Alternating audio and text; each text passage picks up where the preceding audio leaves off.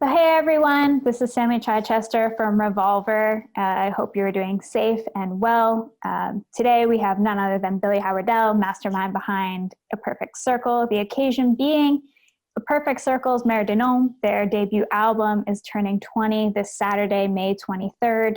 And for its 20th anniversary, we wanted to hop on with Billy and ask him about what it was like back then, what are his thoughts on it now, and maybe some things we didn't know about it. So with that, without further ado, Billy, how are you? I'm all right. How you doing? Doing very well. I'm excited with this album. 20 years is a pretty huge number. And looking back on it, not only is it certified platinum, but I found out that when it debuted, the Billboard 200, it was number 4. And it apparently broke a record. It is the highest ever debut to chart by a debut rock band. Did you know that? Yeah, we knew that. That was kind of given to us to give us a little fuel, keep going at the time. Yeah, that's a pretty huge honor. It was great.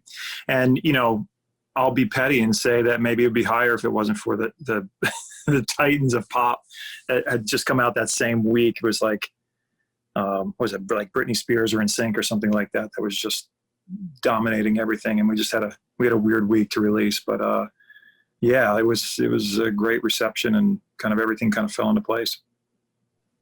So transport us back during that time. I think the short version story for most people, just to catch them up to speed, is that, you had songs that you were kind of working on, tinkering with, and you ended up living with Maynard, and he eventually ended up joining the project.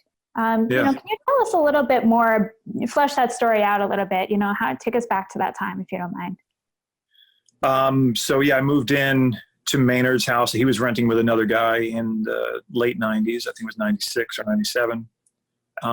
And I was working on music at the house, and, thin walls, cheap rental, you just hear what each other are up to. And the idea kind of sparked to put us together. It's just, he came in the room one day and said, I could hear myself singing on this. It was kind of a fleeting little compliment that I just took as like, hey, I like what you're doing, but not really took it seriously as if we were going to start a band. And then cut to like a year and a half later, we kind of jumped into it, maybe even a little sooner. But he threw a vocal down on something I was working with. And the first 2 songs that he sang on were The Hollow and Arrestus. And so, it kind of started when we had something there, it kind of gave us, some footing to keep moving forward. With him joining the project, I read initially that you had sort of in your mind thought of hearing more of a female vocal over your project. It turned to a full-fledged band, obviously, but you had initially thought that, but obviously with Maynard joining, that was a different thing. But did that change the dynamic? Aside from that, did that change the dynamic of how the songs were going to be structured as you went about recording them? I don't know. It's hard to say what it came out to be. It's always a conversation, so Maynard's going to change the dynamic of what I do and vice versa. If anyone's a musician that's listening, you can kind of relate to that, or you should, that it's just, you're listening. Your job on the other side is to listen what the other person's doing. You offer something in there, and then you kind of have to make some turns and, have some counter moves. So, you never know, that's like the multi-universe question, what would the other copy of you do? You just don't know, because you don't have those circumstances at your disposal. Very true. And I guess, as the band takes off, right? Judith becomes a huge hit single. You mentioned The Hollow, that did as well. What was it like when A Perfect Circle just exploded? What did it feel like?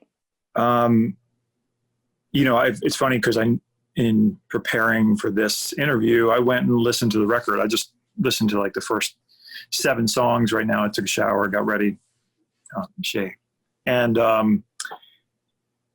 yeah, it made me really proud and brought me back to a lot of memories there. And I was looking through photos, last night, again, for the same reason, and looking at the tour from that record. And it was, high hopes, but low expectations. I guess I've always kind of operated in that, between those two parameters. And so I knew I wanted to do something, big. I wanted it to be, I wanted to reach as many people as we could, within reason, not without sacrificing what we were trying to say or sound like. And, but always thinking like, okay, this is, I'm under no illusions that Maynard has 100% free time. He's in another band that was very successful. Tool was a big band. They're like a theater band and had a big reset. Or what am I trying to say? It was a big band, right? So I knew that he was going to jump back into that. So it was kind of going like, we're going to give it everything we got during this finite amount of time, and didn't know how much time that was going to be. So yeah, we just kind of went forward. And when everything started clicking, it was really in about September of '99, when the songs were really coming together. We got some other musicians together to kind of get in a room and form this thing. And yeah, it started taking off, and we got David Fincher to produce the first video, direct the first video, and getting on the Nine Inch Nails tour, opening up. And, and I always say this about Virgin Records, Nancy Berry at Virgin Records in particular really took us under her wing and really, put the focus on being like a sixth band member of sorts. And so I think a lot of all those things lined at once, and it was overwhelming. It was just like one thing after another, and you're on the road and you get these reports of how well the record's doing or what the interest is. And it's kind of dizzying, but I'm kind of glad I was older at the time. Honestly, I wouldn't want that to be the way I perceived what rock music would be if I was 18. At the time I was 29. I mean, I was just turned 30 basically when the first record came out. And so it was nice. I had a little perspective and maybe a little bit more world experience to be able to absorb it, but it was a lot all at once. Right. I mean, as I mentioned, for people, just for some context, again, platinum record back in 2000, is a completely different thing than today. And obviously debuting as high as it did and with hit singles, and you mentioned, which is awesome. You were going back and listening to the record and looking at some pictures, and, is there a standout memory that you have from that? Or you were just, when you saw a photo and you just thought like, oh, that time when, did you have one of those moments? Many. I mean, especially on the tour, because that's what really anchors it. During the making of the record, there was a few, moments making the record that were like that. I mean, one is tracking the vocals for Judith was pretty funny. Danny Lohner, our good friend, called. I was in I had a very small studio, but it was basically like a converted pottery room off an old garage from the 1920s. That's the house we lived in, had this detached garage. And this pottery room was on there. And then they had like a garden shed that was attached to the back of that. So I made the garden shed into the vocal booth, and you had to walk outside to get to it. All amongst this is like in this, you're basically in this gallery of the backyard of this house had tall apartment buildings all around it. So we had no privacy, but we had this little private jungle, so to speak, but you could see through all the foliage. And so Maynard goes back there to record vocals. He's singing. I'm sure everyone in that apartment complex was so sick of hearing this music blasting in their windows. And Danny called us during the tracking of Judith, and he was just, I don't know what, he had a sore throat and or drunk. And it was an entertaining, it was an entertaining exchange that is recorded. And I listened back to that somewhat recently. And he was basically trying to get us to kick Troy out of the band, and that he would shave his head and we'd be 4 bald dudes in the band. Because Tim Alexander at that moment was like playing drums with us. And yeah, that was a moment. I can still remember us going, all right, motherfucker, you're going to be on the record. He goes, put me on the motherfucking record. And we did, because we put his name, it's You did. in a bag now because it's Ren Holder is Danny Lohner backwards. So it's not the way it came. And our tour manager spoiled the joke like 2 months after the record came out. I was just hoping that he would never know and that I could spill it on him 20 years later. So one of the things that, I wanted to talk about some of the interesting things about Mer de Noms. Obviously its translation is Sea of Names in French.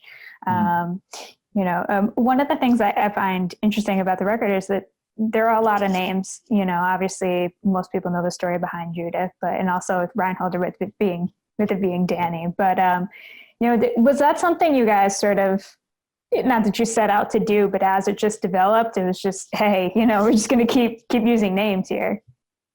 I mean, the lyric and the narrative department is Maynard's. I'm kind of, my side of the street is the music and the atmosphere. So, that it was just nice to be able to sit back and trust him with whatever he was going to bring. I knew it was going to be quality. It was going to be from the heart and, authentic. So, I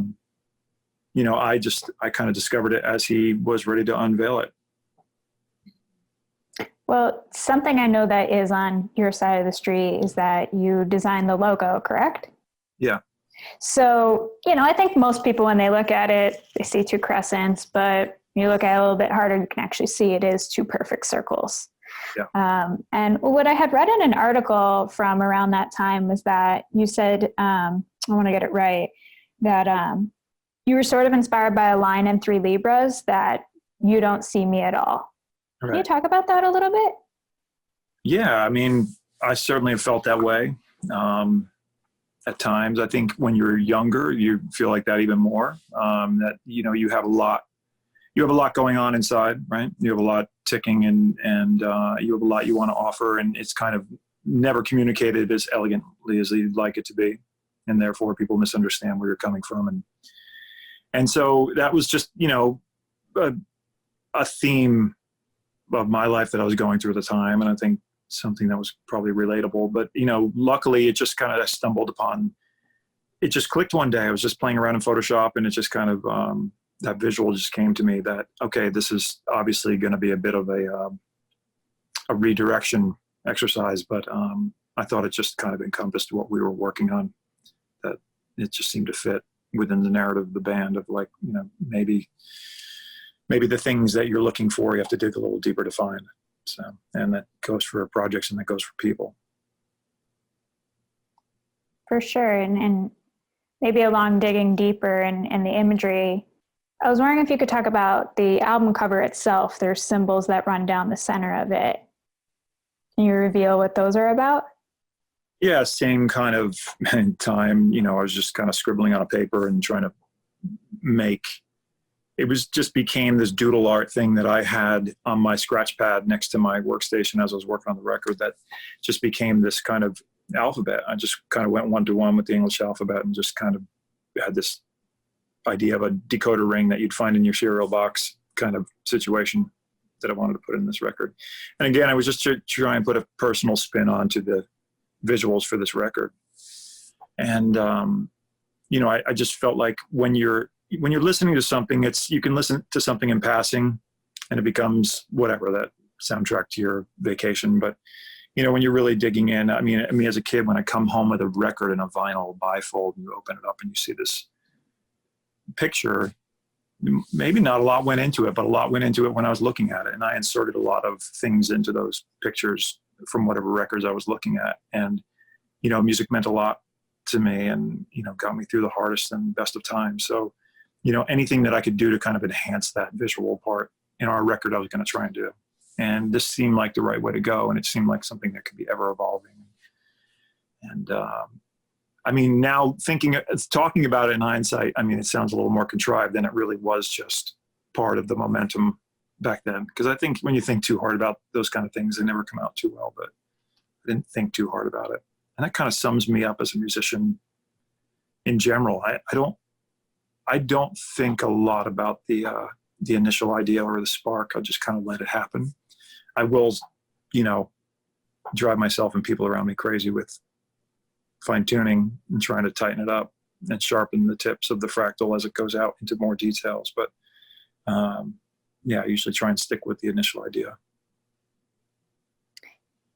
What I like so much about that is that, you know, this is an idea you had, you really poured your heart and soul into it, and you still have completely along the way. But, you know, with Mer de Noms, it being the debut, you know, when you and the band get together, you know, over the years, and I know there's been a lineup changes, obviously, you know, how do you, or all of you, reflect sort of on that record or some of the songs? You know, I mean, you always hear like fans complain like they don't play Judith anymore, they're like whatever, but like, how do you guys reflect on those songs?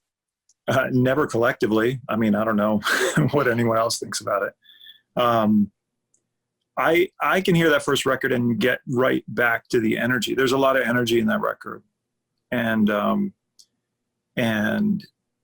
it keeps coming and coming, you know. So it's nice to hear again. Like I said, I just listened to at least the first part of it, and I've heard it recently, but not front to back. Not listening, sitting down and listening to it. I have a record player that I've kind of forced myself to go and listen to records, you know, taking the labor, putting the needle on side A and flipping it, and just having that be a controlled setting of listening. And it really is like this meditative state of listening to music that's different than this noise that's in the background that happens to be coming up next on your, you know, your playlist queue.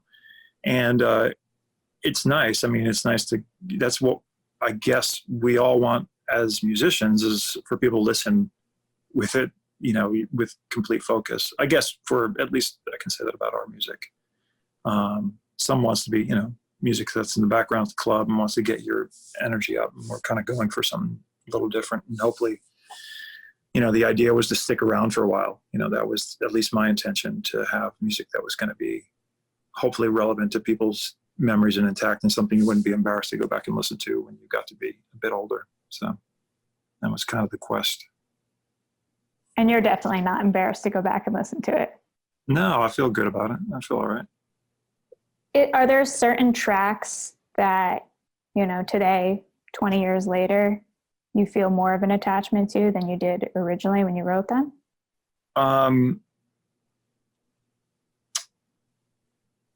You know, I think the song Rose is particularly important for me. I mean, it was then too, but, you know, and it's no mystery, we've talked about it, but it is, you know, it started as the working title that I give to Maynard. He usually changes and uses, you know, as, you know, just a jumping, not even a jumping off place for lyrics, but just a placeholder. But that song in particular was, you know, written right after my mother had come to visit me for the first time in Los Angeles.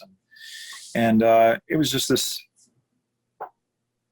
kind of nice, I guess, incorporating things. I don't know exactly. You got to ask Maynard about that, but just how he took some things that I was talking about with my mom, and whether it was accidental or not, it just kind of came into play. And so it just has a particularly potent, you know, feeling for me when I listen to it. And Orestes, and my father passed away that year that the record came out. My father died in late summer of 2000.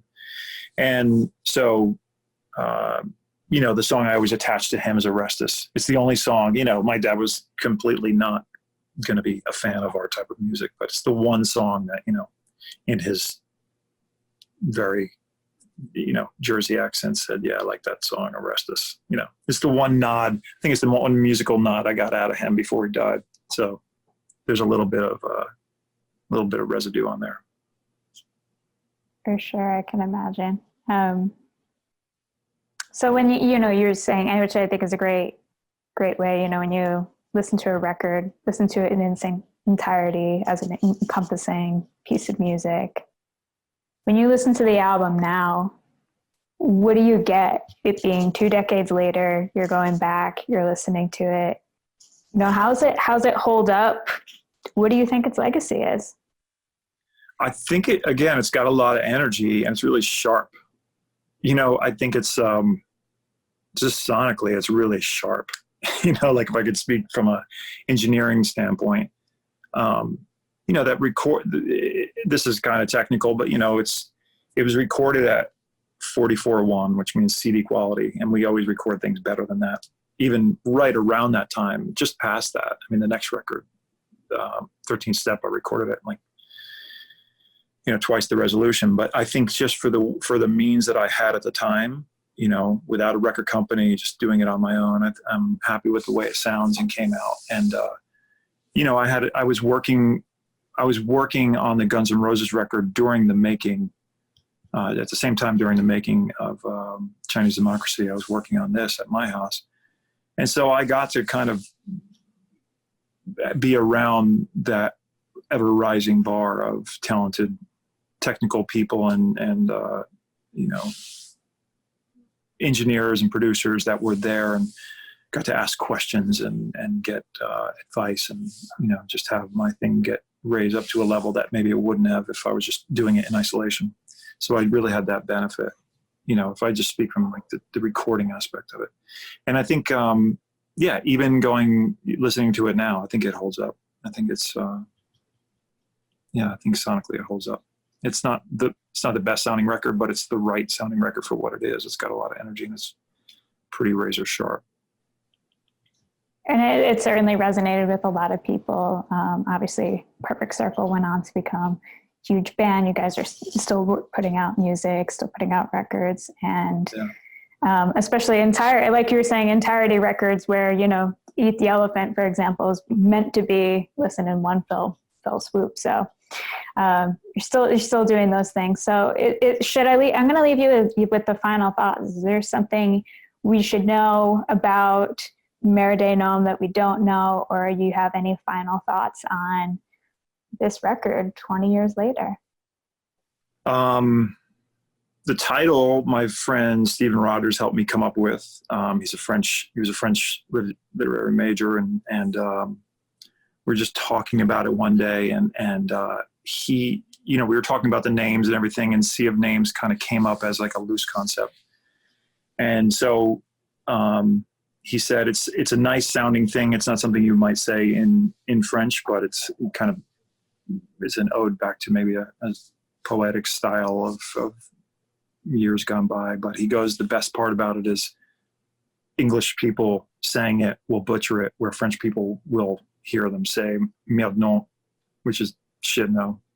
So it's got that added double entendre of self-deprecating love. Yeah, I've been very careful about it as someone who speaks French, not to make it sound like that. So I'm glad you brought that up, actually. Yeah, so I didn't have to. It was a little opportunity for the French to laugh at us a little bit. So you're welcome, friends. I think that fits you and Maynard very well. That seems very much your personalities. Absolutely, he was very much on board. Well, Billy, I want to thank you for spending the time with Revolver today and looking back at 20 years worth of memories and the recording process and just everything about Mer de Noms. Really appreciate it. Yeah, it was nice talking to you. Thanks for making me do this. It's nice to revisit sometimes. Absolutely. And viewers, if you have not listened to Mer de Noms, you can find it anywhere. Go pick it up, go listen to it from front to back, as I'm sure Billy would suggest. Exactly. All right. Thanks, man. Be safe. Thanks. Bye. You too.